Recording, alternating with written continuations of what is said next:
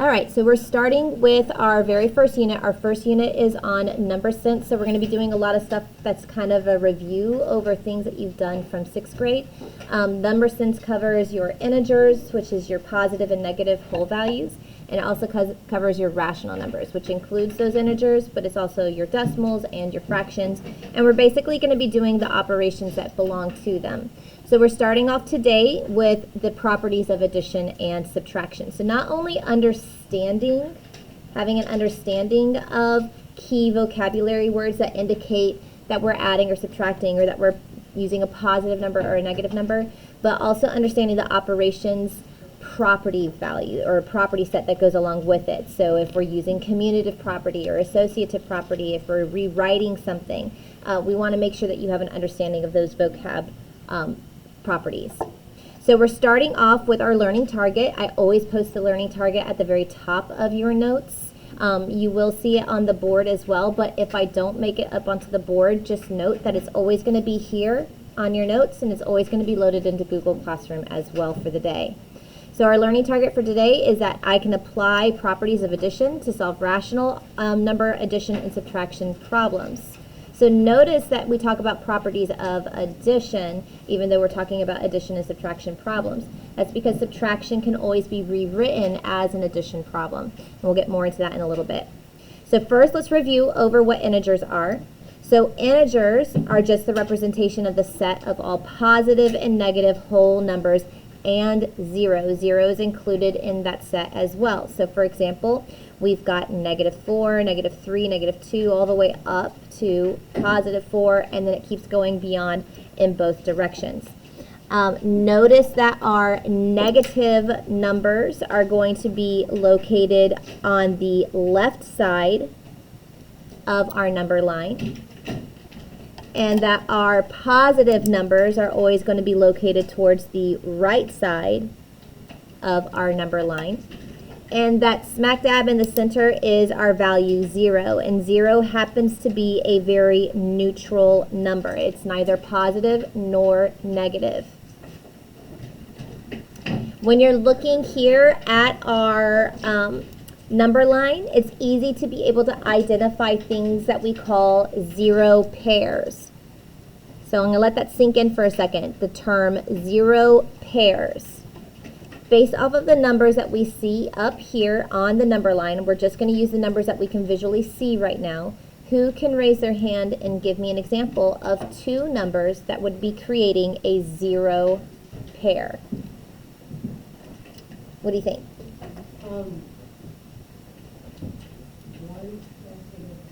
One and -1, right? That's very good. So a positive 1 and a -1 would create a zero pair. What's another example of zero pairs listed up here? Give me another set of two numbers that would create zero pairs, James. 8 and +8 and -8, right? So +8 and -8 also create zero pairs. Notice that they are direct opposites of each other. One is the positive, the other is the negative, but the base stays the same. Just the same as +1 and -1. The base stays the same, but the sign was different. That's what zero pairs is.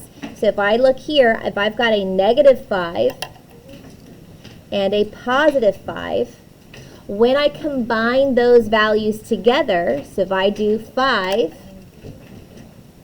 plus -5, that's going to create the value 0. So zero pairs is you taking two numbers that are direct opposites of each other, and that when you combine those two numbers together, they create a value of 0. All right, make sure you note that for negative values, this is really, really important. For your negative values, the larger the base number is, the smaller the negative value is going to be worth. So when we talk about base number, so for here, -2 and -7, the base number is 2 and 7. The smaller the base is going to be, the larger the negative value is worth, because it's -7 is further away from 0 than -2 is. Negative 2 is closer to 0. So when you're looking at it in a comparison on a number line, the further to the right that you're moving, the larger the value is worth. Okay? So just keep that in mind. With negative values, the larger your base, the smaller the number is going to be worth. The smaller the negative number is going to be. All right? Now, taking a look here at our examples, what I want you guys to do is you're going to use your comparative statements. Those are the inequalities. You have your less than symbol, your greater than symbol, and then of course your equal to symbol. I want you guys to go ahead and looking through these, identify whether they are less than, greater than, or equal to each other. Go ahead and do those on your own. All right, so I'm not going to call on you guys individually. You guys can say this in unison. For problem number 1, is it less than, greater than, or equal to? Less than, right? Negative 17 is going to be less than negative 12, right? 17 has a larger base than the 12 does, so that means that the negative value is smaller. So it's a less than symbol. For problem number 2, negative 5 is blank to negative 10. Greater than. Okay, so we are dealing with a greater than symbol here. Okay, negative 5 is greater than negative 10. And then number 3, negative 7 compared to negative 15. Greater than. Good. All right, so you should have had less than, greater than, and greater than. All right, let's go on to our terminology for positive and negative terminology. There are specific vocab words that you're going to come across in certain contextual problems. You need to make sure that you understand those vocab terms as they relate to a negative or a positive value. So starting off with a couple of negative terms that you might see. If you see the term less, smaller, okay? If you owe something, when you owe money, that means that you are in debt. I'm going to put debt in parentheses here. But when you owe money or you are in debt to somebody, that is considered to be a negative term. You don't want to owe money to somebody. Okay? When you go to the bank and you want to pull the money that you have in your account out of the bank, anybody know what that's called? A withdrawal. Good. So unless I say, hey, raise your hand and tell me what you think, you guys can just shout it out. I'm perfectly fine. I'm not one of the people who's like, oh, don't speak. Don't do anything like that. If you know the answer, say it out loud. If you're wrong, that's not a big deal. It's okay. All right? Number 5. I want to buy a house. I want to buy a car. I don't got a money. What am I going to take out? A loan. Okay, a loan is going to be a negative value. I'm in a plane. The plane is starting to come to the airport. What does it do? It lands, but when it's all the way up in the air, it's not landing right now. What is that called? Descending. Descending. It descends. So if anybody's ever been on a plane, the captain comes on and says, ladies and gentlemen, buckle your seats. We are starting our descent. Okay, so it's descending. Okay, also along with that term, you've got your term decrease. Okay, or drop. Or a fall. Okay, so those are all just proper terms that you can have representing. You've also got like a loss. Okay, you're playing football or you're working on your weight, weight loss, a loss of yards. For football, you've got all that different terminology. Okay, then we've got the opposite of that. So remember, positive and negative are considered to be inverses. They are opposites to each other. So let's go through those opposites. What's the opposite of less? Gain. Well, no, gain would be something. Gain would be loss. Less is more. Less is more. Or greater. You can say greater as well. Greater or more. Okay. What's the opposite of smaller? Bigger. Bigger. Okay. If I don't owe money, what do you think? Somebody owes you money, okay? When you don't owe money to a bank, that means that you're actually in turn saving money. You're keeping the money for yourself, you're gaining money, you're saving money. So we'll go ahead and put that you save, or someone's giving you money. Somebody gives you something. You're going to have so we'll just say you're getting money. You're giving money to you. Someone's going to give money to you.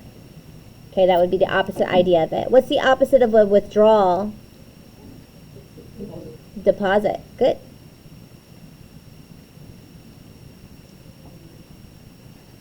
Okay, you're not taking out a loan, but instead you've got the money, so you're earning your money. That might be something that you guys haven't heard before, but you're earning or you're saving. That could also be another thing. I'll go ahead and put saving in here for both sides.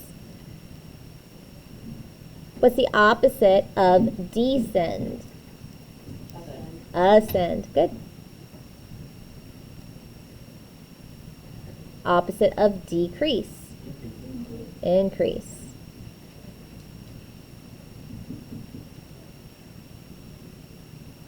Okay. Opposite of a drop. Instead of dropping something, or instead of falling, you're going to rise. Okay, and then the opposite of a loss is gain. All right. I'll leave this up here for a couple seconds. All right, so what I want you guys to do on that next page, you are going to go through this list of our integers that we've got here. So I have gain of 6 pounds, a loss of 10 yards. And I want you to tell me, is that a positive 6, a negative 6? Is it a positive 10, a negative 10? Or is it a 0 value? Some of these might not have a positive or negative. They might be a neutral value. So you're going to indicate the kind of integer that we're dealing with. Is it a positive, a negative, or a 0? Go ahead and take your time to go through the list. When we talk about a gain of 6 yards, is that positive, negative, or 0? Positive. Positive. Okay, so I'm just going to put a plus sign for positive and a 6. What about a loss of 10 yards? Minus 10, right? Negative 10. A loss is a negative. What about 1,000 meters above sea level? Positive. Positive 1,000. You owe $50. Positive, negative, or 0? Negative. Okay, what about ground level? 0. When you are at ground level, sir, don't sit like that. When you are at ground level, that is a 0 value. 17 below 0 is negative 17. Sea level, 0. Depositing $142. Positive, right? The word depositing. When we deposit, that's a positive. 142 is a positive. Oops, I put 1,042. 142 positive. Okay, and then descending, negative. So that's a negative 2,500. All right, now absolute value. When we talk about absolute value, that's the distance that a number is from 0. Distance is always positive. So think about it when you're driving a car. You were driving a car north on the interstate, and then you forgot something, so you have to turn back around and go south on the interstate. You're going in different directions. North and south can kind of represent a positive and a negative direction that you're moving. But does your odometer go backward when you start driving to the south? No, your odometer is still calculating the mileage that you are traveling. Same thing. It doesn't matter whether you are driving your car facing forward or you decide to do a stuntman double and you whip it around and drive it backwards. It's still going to calculate mileage. Okay, it's still covering distance. So distance is always a positive value. It does not matter if you are talking about a negative 4. If you're talking about the distance that negative 4 is from 0, it is a value that is positive. So absolute value is just identifying the distance that it is from 0. So absolute value of positive 4 is still a positive 4.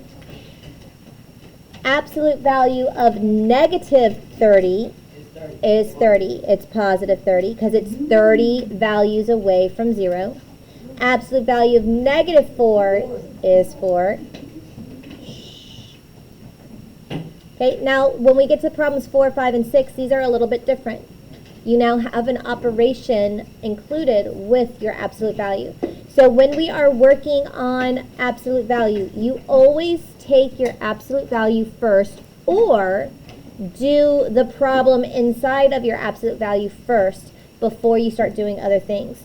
So the first thing that we're going to go ahead and calculate is the absolute value of negative 3. So the absolute value of negative 3 is going to turn out to be a positive 3. So we now have positive 3 minus the 5. Positive 3 minus 5 is going to come out to a negative 2. Okay, so we get negative 2 as our final answer here. Okay, for problem number 5, we have negative of the absolute value of negative 15. So again, the first thing we have to do is take the absolute value of that negative 15, which is positive 15, and then we have a negative that's on the outside of it, which now turns this into negative 15.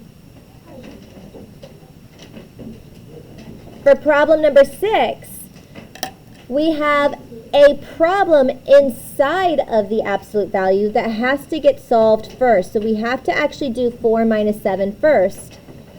That's going to come out to negative 3.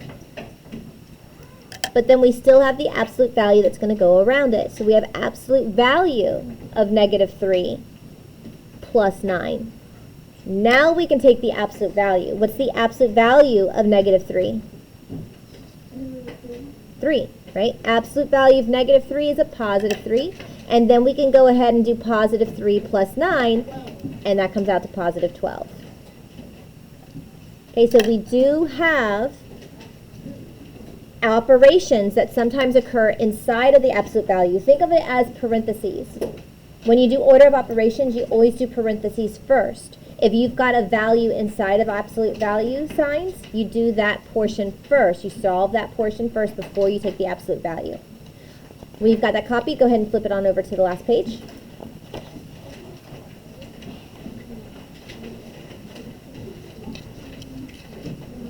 So we're going to talk about properties now.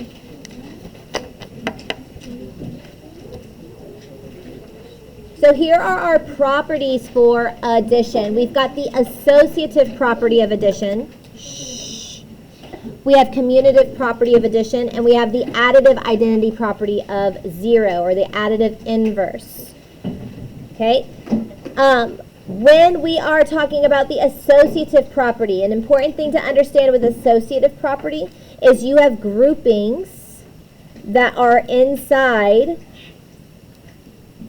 of parentheses, and those groupings are going to change. The grouping changes.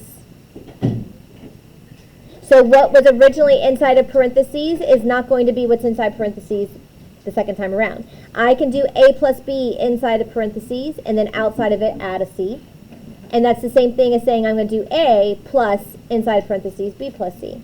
So what you put inside of the parentheses is different. As long as it's all addition, it's fine. Now, if this said A plus B and then on the outside said times C, that would not be associative property. That would be distributive property. So associative property means that whatever you're adding on the inside of the parentheses with stuff that's on the outside of the parentheses, you can change the values of what goes inside and what goes outside. Commutative property. With commutative property, this indicates that the order is going to change. That the order you add does not matter. I can say 4 plus 2, I can say 2 plus 4. It's still going to come out to the same exact value. 4 plus 2, 2 plus 4, they both equal 6. And then you have your additive identity property of 0. That means that you're taking a value and you're adding 0 to it, and it does not have any effect on the value whatsoever. It has absolutely no change. We also have an additive inverse, where you are changing subtraction into addition. So additive inverse means you are changing a subtraction problem into addition, or you are changing a negative value into subtraction. Okay, those are your additive inverses. So what we're going to do through here is in this problem, we're going to identify what property is taking place in each step. So I'm going to go ahead and label each of these as steps. So let's talk about this being step 1. We started off with negative 3 2/5 minus 1 3/5. And I want to know what step is occurring, what property is occurring when I go from this to here. So let's write this out. This is step 1. Step 1, the change that's occurring, I'm going from a minus to a plus negative. What property allows me to go from a minus, a subtraction, to a plus of the opposite or addition of the opposite? What inverse operation is that going to be, guys? Looking up here, is it an associative property? Did my groupings change? No. Did my order change? Did I reverse the orders? Is this going to go into the back? No. Okay, am I adding a 0? No. Am I doing an additive inverse? Yes. Okay, so instead of subtraction, I am adding the opposite to it. So for step 1, let's write that up here. Step 1, we're going to do additive inverse.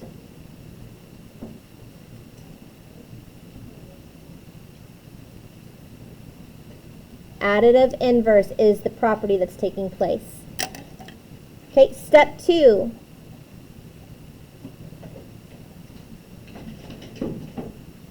Step 2 isn't one of the specific properties, but it's breaking things down, that if I've got a negative 3 2/5, I can break it down into a negative 3 plus a negative 2/5. It's breaking up the sums. So step 2 is just break up the sums. You're breaking apart your whole numbers from your fractions. Your whole number and fraction together creates a mixed number. Separately, it just creates an addition problem of the two parts.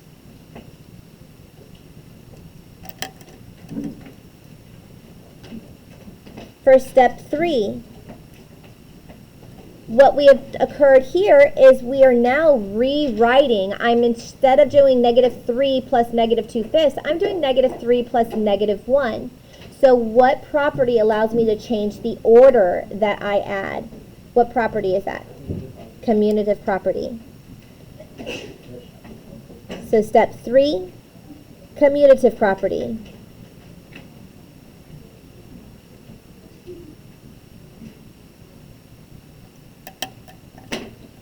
All right, step 4.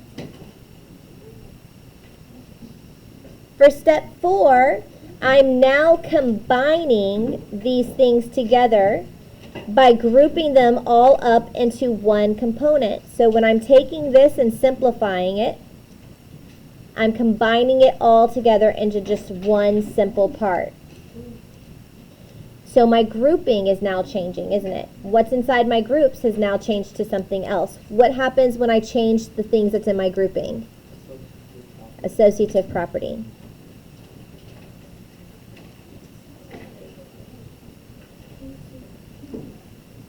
Associative property. I might have to get a new orange. All right, associative property is what my step 4 is. And then step 5 is just combining all the terms together. You don't really have to focus on what property that is. It's just combining everything to simplify the answer and solve. And that's it for our notes. What your assignment is for today, it's an IXL. It's been loaded into Google Classroom. Who can raise their hand and remind the class, what score do you have to get in order to have a completed assignment? Mason? A 70. Now, if you would like to get extra credits and go above a 70, what's the maximum score that I will allow you to do? An 80. An 80 will allow you to get 14 bonus points of extra credit onto your assignment. Anything beyond the 80, I don't worry about that. So if you get an 87, it goes in as an 80 out of 70 instead. Go ahead and get logged into Google Classroom.